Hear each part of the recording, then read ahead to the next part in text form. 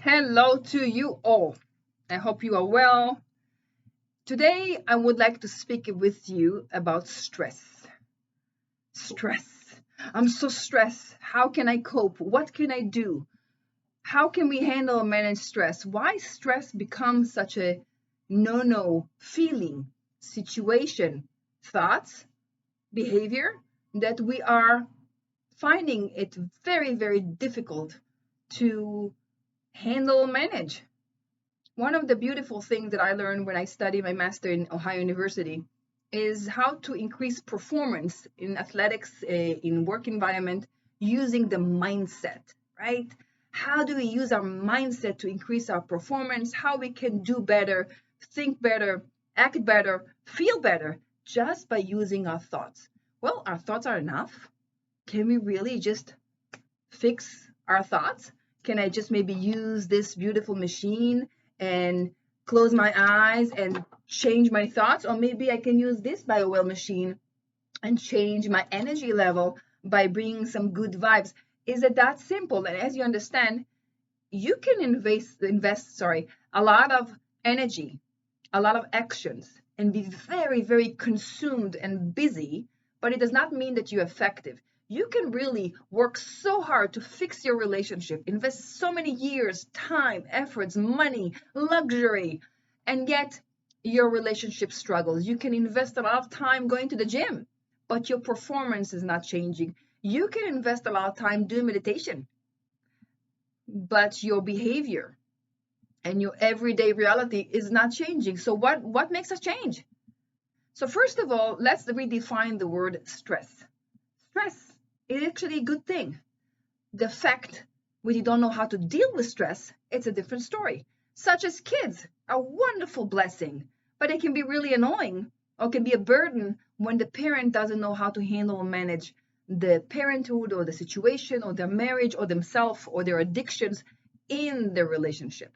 So one of the actually two books I want to introduce to you today, one of them is this one when I wrote on my second PhD about how to use our challenges into a very profitable experience in our life. And this one is Prosperity Through Active Faith. It's about how we increase our faith, how we increase that which we cannot see, how we can invite and exist in our life something that doesn't make any sense to us. How can we do it? And I brought so many topics here today, right? Stress, anxiety, performance, mindset, feeling, situation. So where do we start? First, I'm here to help. If you have any question, I can help you solve the problem. Part of healing journey, there is part of it that can be coaching, but in coaching, there's no healing journey. So coaching is all about getting things done. I call it fix it. And for 15 years, that's what I did. I did everything possible to fix situation. At least I was assuming and hoping that I am. And sometimes I did, but it's temporary. And if you know me, you know temporary is not my favorite word because I was temporary for so many times, for so many people, for so many places in my life. No more temporary. So let's heal. How do we heal? How do we heal the mindset? How do we heal the emotions? How do we heal our reality?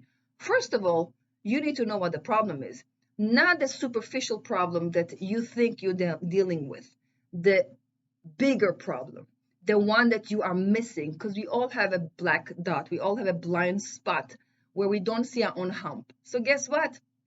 Life will show you. In this book, the privately supervised call to awaken our soul, I write extensively about our lessons, our life challenges, how we actually getting all the signs, all the awakening, all the reasoning. Hey, wake up. And why do I mean by that? Are we awake? Well, when you're dreaming at night, you have no idea you're dreaming. Only when you woke up in the morning, you realize, oh my God, that was a nightmare. Meaning you were sleeping. Trying to wake up a kid when he's in deep sleep, right? He doesn't want to wake up. Don't wake me up, right? The line between reality and illusion is so thin and so real and so tangible that sometimes we are living a dream and we just want to wake up. It can be a nightmare and it can be a really wonderful place to be. So if you are bleeding rather than feeding, if you are growing rather than being depleted, That's wonderful. Keep on going. But if you're bleeding in your relationships and you put in so much energy and time, effort, money, luxury, matters, right? More stuff, and your relationship is not thriving, relationship with yourself, relationship with the world, relationship with your spouse, your family members, ask yourself, what are you contributing to that scenario? Because you're doing something, right? So, oh, no, it's definitely his or her fault. For sure. Absolutely. So you're right. Then what? What's the next step? If you are struggling with self-defining a life purpose, you don't know where you're heading. I know I'm here for a reason, but I don't know why.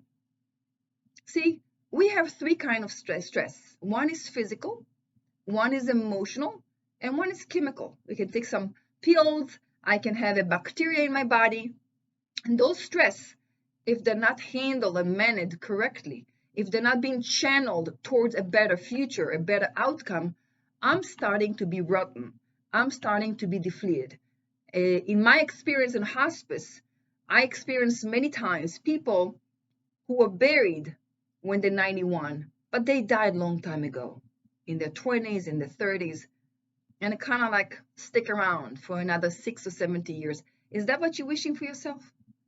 So stress is not a curse. Stress is a wonderful situation where you have the opportunity to wake up. To wake up for what? Well, where's your stress? Where is your flat tire? Front, back, left, right, family, relationship, your career, your health, your spiritual state? Ask yourself that question, that realization, that frustration, that's your wake-up call. That's for you to wake up and say, well, what now? Am I choosing life? Life and choosing life is not something that you just can, oh, yeah, hey, let's go to Disneyland. How can one become present and awake in his life, right? How can one move on to his future rather than holding back to the past? If I am still attached to my identity from the past, I am not able to produce, I'm not able to create a new life. So I'm not present. One of my children had an assignment to describe a trip he took as a family trip, and he didn't remember anything.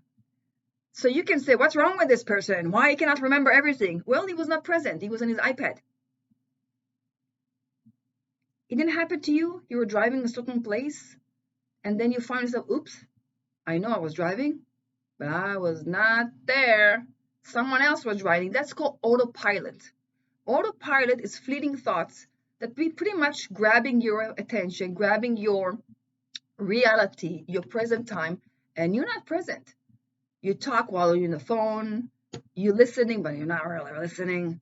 Your mind is somewhere else. And then if you are a pleaser, you're like, what have I done? Why is that listening to me? What's wrong with me? So you see, I'm meshing up, it's getting complicated. So I want to speak with you about stress and help you understand that stress is a very positive situation. The only negative situation is when you don't know how to deal with stress. Same with academia, same with physical challenges, same with relationship challenges, same with family dynamic. You don't know how to deal with your children going to be a pain. You don't know how to deal with your stress, your body going to start talking to you. Dr. Garber, #1 doctor for trauma and addiction, wrote a book, beautiful book, about when the body says no. Your body will speak for you. I know for me, many times he did. When I was overly stressed and I expand myself, type A personality, really thinking I can do body over mind, mind over body, my body was in mono for a few good years. I learned very good lessons about my life and my friends and about myself. What are you learning?